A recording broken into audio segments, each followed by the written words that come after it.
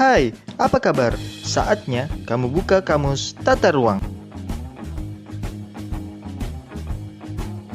Pada kesempatan kali ini, kami dari Pandrita Studio akan menyampaikan apa itu aglomerasi dan seperti apa dia di dalam ilmu perencanaan wilayah dan kota.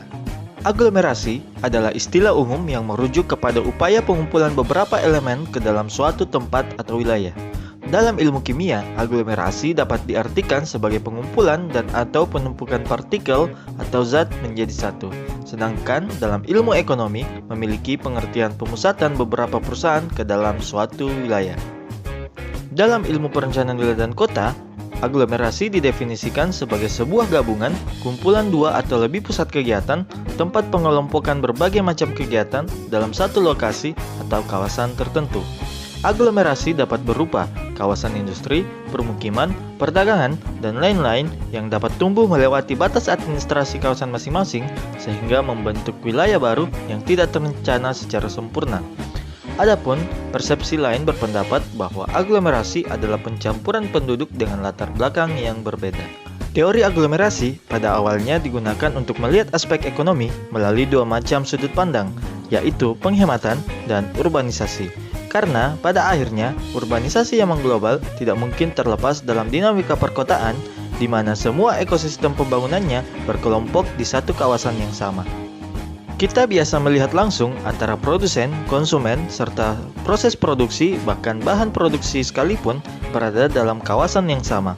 Kebutuhan untuk mendekatkan hubungan antar organisme tersebut melahirkan kelompok-kelompok baru yang menjadi jembatan ketika komunikasi antara produsen dan konsumen tidak bisa berjalan dengan mulus.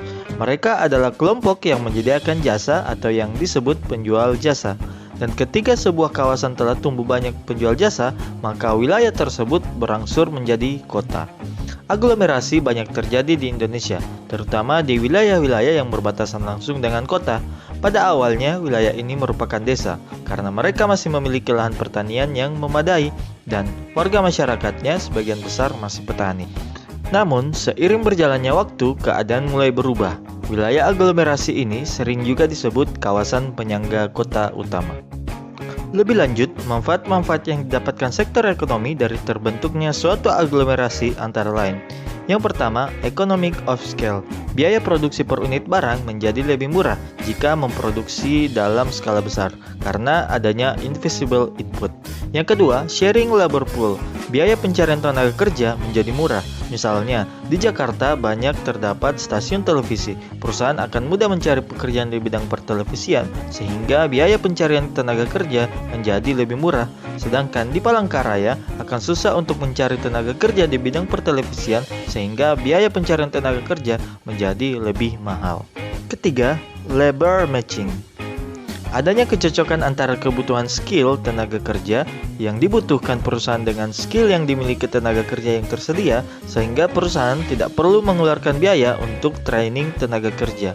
Apabila tingkat labor matching rendah, atau dengan kata lain skill yang dibutuhkan tidak cocok dengan skill tenaga kerja yang tersedia, maka perusahaan harus mengadakan training dengan biaya yang tidak sedikit.